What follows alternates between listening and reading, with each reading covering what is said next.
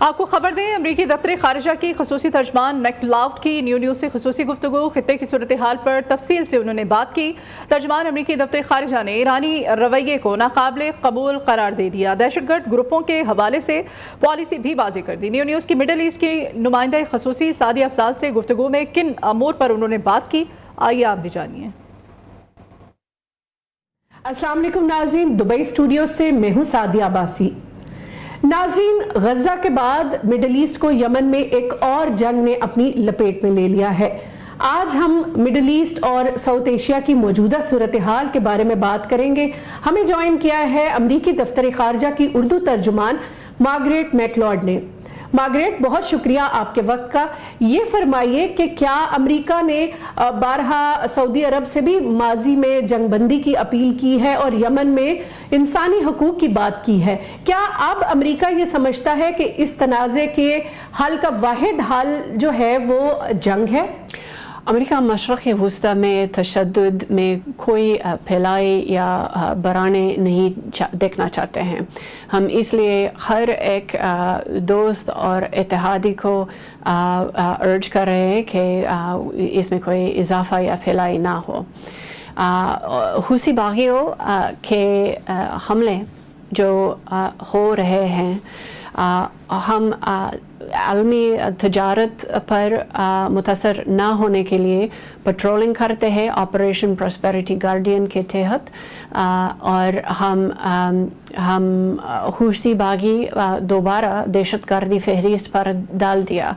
ہم سوچ سمجھ کر اس فیصلہ کیا کیونکہ ہم عام یمنی شہریوں پر نقصان نہیں پہنچانا چاہتے ہیں، اور ہمارے سیکرٹری خزانہ نے کہا کہ انسانی امداد، خوراک، ادویات وغیرہ پر اس پابندی نہیں لگائیں گے اور اس کے لیے ایکسیپشن لائسنسز ڈال دیں گے۔ ٹھیک ہے، آپ نے ابھی بات کی کہ امریکہ نے حوثی ملائشیا کو دوبارہ سے دہشت گردوں کی فہرست میں ڈال دیا گیا ہے اور بطور دہشت گرد تنظیم پابندیاں بھی لگائی جائیں گی، لیکن چند سرگرمیوں پر انسانی بنیادوں پر پابندیاں نہیں لگائی جائیں گی۔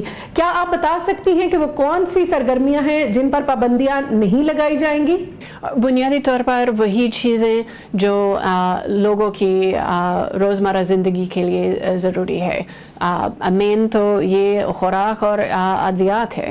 ٹھیک ہے، مارگریٹ، یہ بتائیے کہ امریکی امور خارجہ نے حوثیوں کی حمایت کرنے والے کسی بھی شخص پر بھی پابندیاں عائد کرنے کا عزم ظاہر کیا ہے۔ اگر ایران کی جانب سے حوثیوں کی جو حمایت ہے وہ جاری رہتی ہے تو کیا ایران کو بھی اس کے نتائج بھگتنے پڑیں گے؟ دیکھیے، ظاہر ہے کہ ایران ان کے اشتعال انگیز اور عدم استحکام کا کارروائی جاری کرتے ہیں۔ ہم دیکھتے ہیں کہ وہ پورے خطے میں، پورے عالمی تجارت پر برے اثر پڑتے ہیں۔ ہم اس لیے کہہ رہے ہیں کہ یہ ایرانی حکومت کے بری کارروائی ختم کرنا چاہیے۔ جی ٹھیک ہے، حال ہی میں یہ بیانات بھی سامنے آئے ہیں کہ قطر نے اسرائیل اور حماس کے درمیان ثالث کے طور پر کام شروع کر دیا ہے۔ کیا اسرائیل اور حماس کے تنازع کا خاتمہ یمن میں بھی کشیدگی کو کم کرنے میں مدد دے گا؟ جیسے میں نے کہا، امریکہ مشرقی وسطی میں امن و امان دیکھنا چاہتے ہیں، اور اگر قطر یا کوئی بھی ملک اس تنازع میں تشدد کم کر سکے اور ایک دوسرے کے سمجھنا بڑھا سکے، ہم وہی کردار ویلکم کرتے ہیں۔ مارگریٹ، مڈل ایسٹ کے بعد اگر جنوبی ایشیا کی بات کریں تو اس وقت ایران جو ہے وہ انٹرنیشنل پالیٹکس میں بڑا ایکٹیو نظر آتا ہے۔ حال ہی میں پاکستان اور ایران کے درمیان جو کشیدگی ہوئی اس نے بھی خطے کے امن کو خاصا متاثر کیا۔ کیا امریکہ یہ سمجھتا ہے کہ ایران خطے کے امن کے لیے ایک بڑا خطرہ ہے؟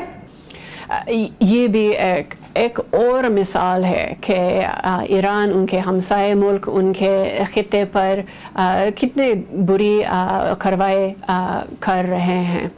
हम नहीं देखना चाहते हैं कि पाकिस्तान ईरान के सरहद में तशद्दुद में कोई भिलाई हो जाए। अच्छी बात है कि वो एक दूसरे से बात कर रहे हैं और हम हमारे पाकिस्तानी साथियों के साथ राब्ता जारी रख रहे हैं इस मामले पे। मार्गरेट, बहुत शुक्रिया आपके वक्त का। जी नाज़रीन, अमरीकी दफ्तर खारजा की उर्दू तर्जुमान मार्गरेट मैकलॉड हमारे साथ मौजूद थी दुबई स्टूडियो से। आज के लिए इतना ही। अपनी मेज़बान सादिया अब्बासी को इजाज़त दीजिए। अल्लाह निगहबान। बहुत शुक्रिया सादिया आपका।